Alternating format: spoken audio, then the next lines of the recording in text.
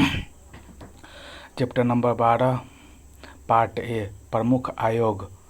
ठीक है, हम लोग राज्य में क्या पढ़ने वाले हैं? गवर्नर, वाइस विधानसभा, Vidhan Parishad, chief minister, minister, advocate general, high court पढ़ने वाले हैं राज्य में। ठीक है, हाई कोर्ट का बारे में बात करें तो हाई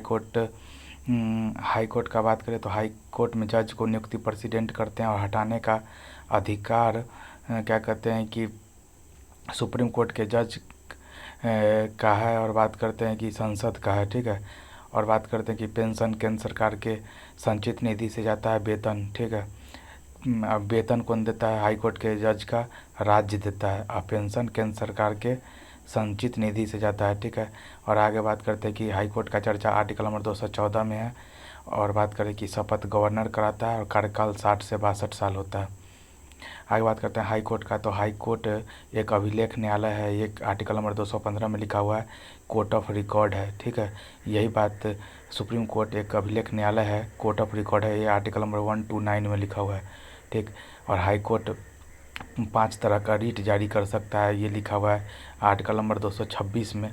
जैसे कि सुप्रीम कोर्ट में आर्टिकल नंबर 32 में लिखा हुआ है। ठीक है, सुप्रीम कोर्ट आर्टिकल नंबर 32 के तहत फंडामेंटल राइट का उल्लंघन होने पर मौलिक अधिकार का केवल उल्लंघन होने पर 5 तरह का रीट जारी कर सकता है। लेकिन हाई कोर्ट मौलिक अधिकार प्लस विधिक अधिकार दोनों के उल्लंघन होने पर क्या कहते हैं कि हाई कोर्ट 5 तरह का रीट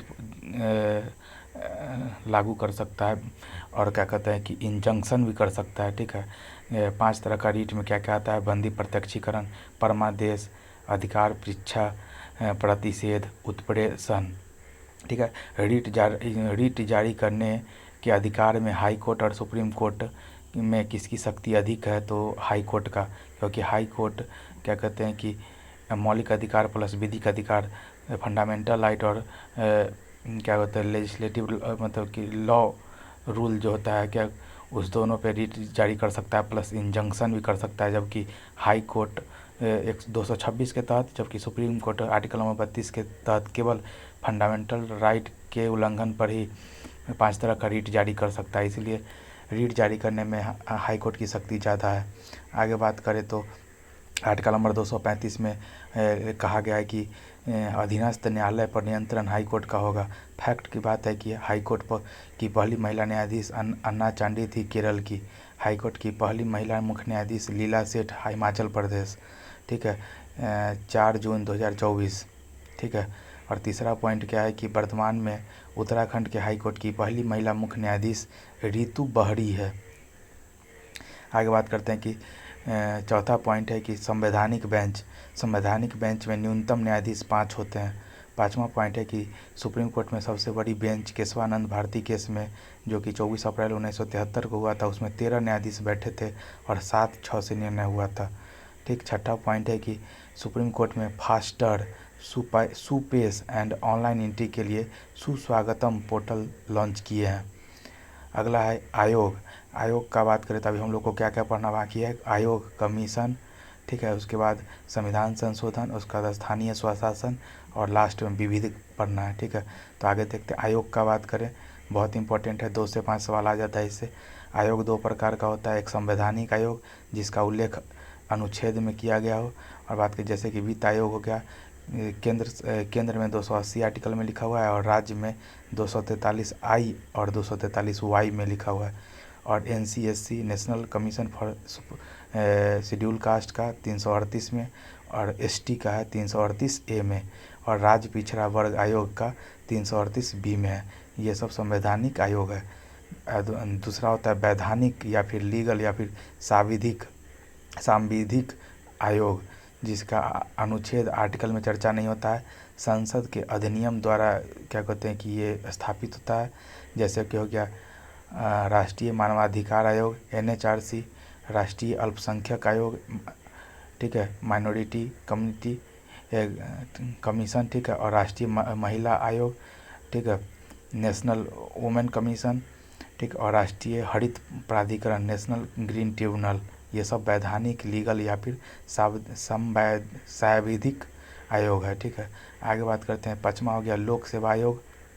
ये बात करते हैं संवैधानिक आयोग का। बात किया जाए तो संवैधानिक आयोग में कौन कौन और 5वां कौन आ जाएगा?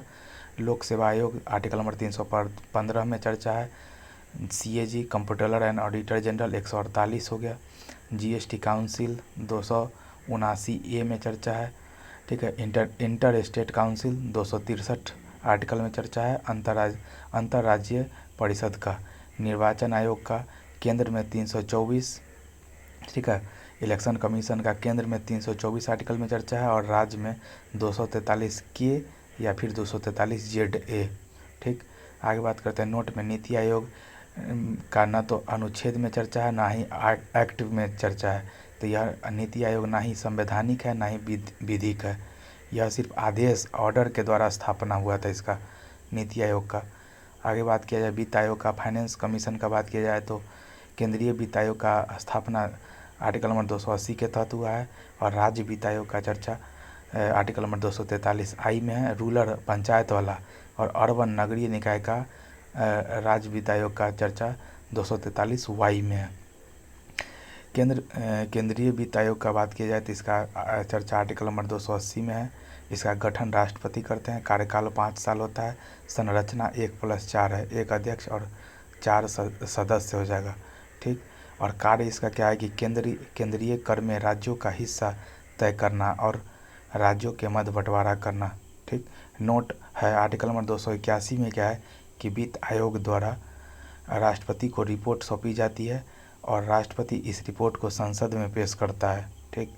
आगे बात करते हैं कि जो केंद्रीय वित्त आयोग होता है वर्टिकली डिस्ट्रीब्यूटेड होता है। जैसे केंद्र सरकार होता है, केंद्र सरकार राज्य सरकार को कर का केंद्र सरकार राज्य को कर का राज्यों में वितरण करता है, कर का राज्यों में वितरण करता है केंद्रीय वित्त आयोग द्वारा। और राज्य सरकार, ठीक है, राज्य वित्त आयोग द्वारा स्थानीय निकाय में करों का स्थानीय निकाय में वितरण करता है, ठीक। आगे बात करते हैं इंडिया का। तो इंडिया में 28 राज्य है, ठीक है। तो ये वर्टिकल डिस्ट्रीब्यूशन ऊर्ध्वाधर वितरण होता है राज्यों में। इंडिया सेंटर से स्टेट में वर्टिकल डिस्ट्रीब्यूशन होता है और स्टेट में राज्य के मध्य बंटवारा हॉरिजॉन्टल डिस्ट्रीब्यूशन होता है, क्षैतिज वितरण होता है। आगे बात किया जाए फैक्ट का बात लिखा जाए तो पहले वित्त आयोग KC नियोगी जी थे, 14वें वित्त आयोग YV रेड्डी जी थे, 15वें वित्त आयोग वर्तमान में नंद किशोर सिंह हैं और 16वें वित्त आयोग अरविंद पनगड़िया जी हैं, जिनका कार्यकाल शुरू होगा 1 अप्रैल 2026 से और 31 अक्टूबर 2025 तक रिपोर्ट पेश कर देंगे। और राष्ट्रपति के द्वारा अनुच्छेद 280(1) के द्वारा, ठीक है, राष्ट्रपति के द्वारा अनुच्छेद 280(1) के द्वारा इसका 16वें वित्त आयोग का स्थापना हुआ है, जिसके सचिव ऋत्विक रंजन पांडे जी हैं। कर का बंटवारा का बात करें तो पहले क्या था, कर का बंटवारा का बात करें तो सबसे ज़्यादा 45% आय का अंतर इनकम डिफरेंस है।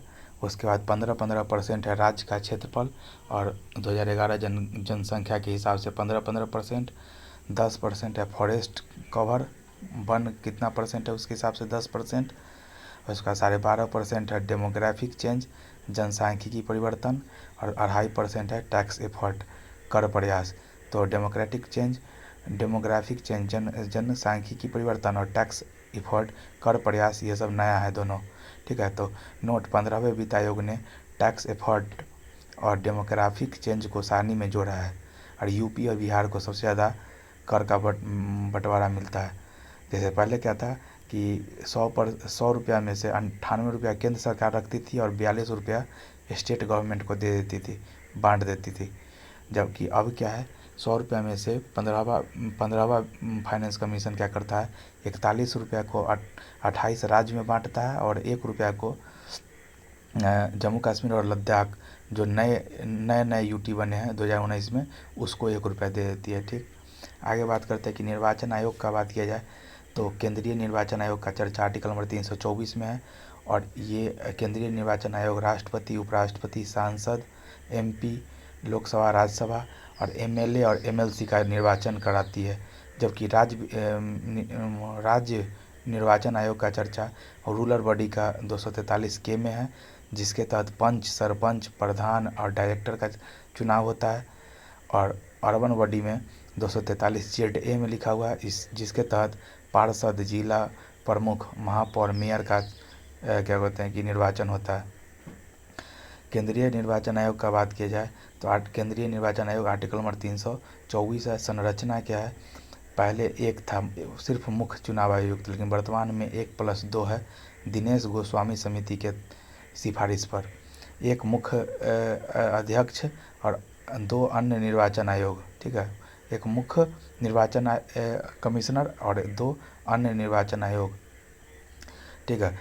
पहली बार गठन कब हुआ था केंद्रीय निर्वाचन आयोग का? 25 जनवरी 1950 को, इसलिए 25 जनवरी को राष्ट्रीय मतदाता दिवस, वोटर्स डे मनाते हैं, ठीक है।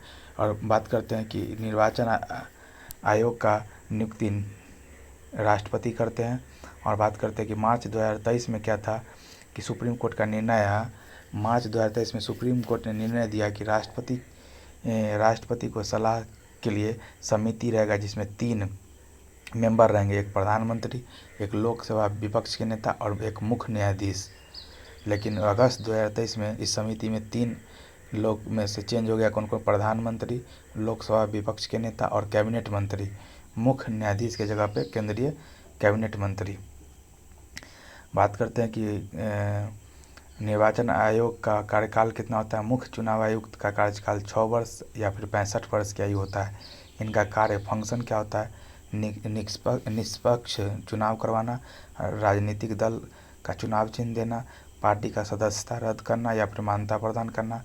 चौथा है मतदाता सूची जारी करना और आचार संहिता लागू करना, कोड ऑफ कंडक्ट को लागू करना, ठीक। तो ये यहाँ पे समाप्त हो गया।